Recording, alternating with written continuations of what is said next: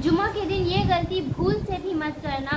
रसूलुल्लाह सल्लल्लाहु अलैहि वसल्लम ने इरशाद फरमाया कि कुरान में ये लिखा है कि अल्लाह ताला फरमाता है जुमा के दिन जुमा की अजान के बाद अपने ख़रीद व फरोख्त करना बंद कर दो।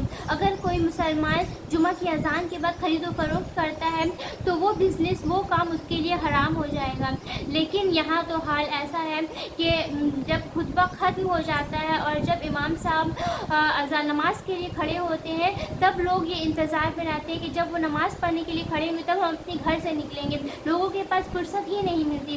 रसूलुल्लाह सल्लल्लाहु अलैहि वसल्लम ने ये नसीहत की अपने सहाबा से कि तुम ऐसा कोशिश करो कि तुमसे जुमा का गुस्ल और जुमा की नमाज बिल्कुल भी ना छूटे, क्योंकि जो शख्स मुसलसल जुमा की नमाज को छोड़ता है और जुमा की गुस्ल को छोड़ता है छोटी मोटी वजह से, छोटा मोटा बहाना करके, जैसे तबीयत ख़राब है, नहाए नहीं है, तबीयत सही नहीं है, काम है, इस तरह के वगैरह से बहाने से, तो इसका मतलब ये होता है मुसलसल अगर वो 3 जुमा छोड़ दे और जुमा के 3 गुस्ल छोड़ दे तो उसने इस्लाम का पट्टा अपने गले से निकाल कर फेंक दिया। इसका मतलब ये होता है।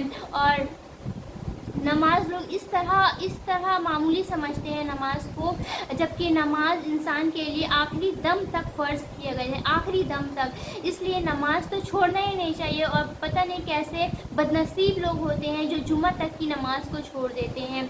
और दूसरी तरफ रसूलुल्लाह सल्लल्लाहु अलैहि वसल्लम ने जुमा के दिन मुसलसल गुस्ल की ये भी फजीलत बताई है कि जो शख्स जुमा के दिन मुसलसल गुस्ल करता है और मुसलसल नमाज़ें पढ़ता है जुमा की, तो अल्लाह ताला उसको 70 बीमारियों से शिफा देते हैं और 70 बलाओं से भी उसको आज़ाद कर देते हैं। और जो फजीलत मर्दों के लिए है जुमा से रिलेटेड, वही फजीलत औरतों के लिए भी है।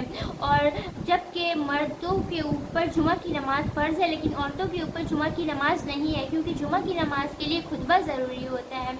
लेकिन औरतों को चाहिए कि वो जुमा के दिन अपना सारा काम जल्दी जल्दी ख़त्म करके वक्त पर नहा धोकर वक्त पर गुस्ल करके दरूद व सलाम भेजा करें, नमाज कुरान को ऑन टाइम अदा किया करें और सूरह जुमा, सूरह कहफ और सूरह दखान वगैरह की तिलावत किया करें। इन सब सूरों को भी हदीस में मेंशन किया गया है कि जुमा के दिन ये सब सूरह जुमा वगैरह, सूरह कहफ वगैरह पढ़ना अफजल है और बेहतर है।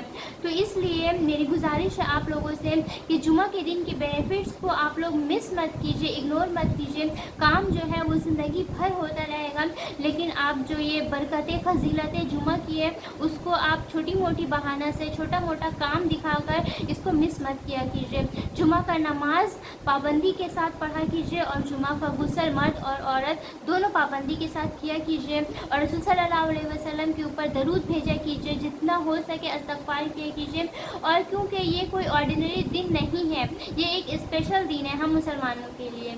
वीडियो अच्छी लगी हो तो लाइक कमेंट शेयर ज़रूर।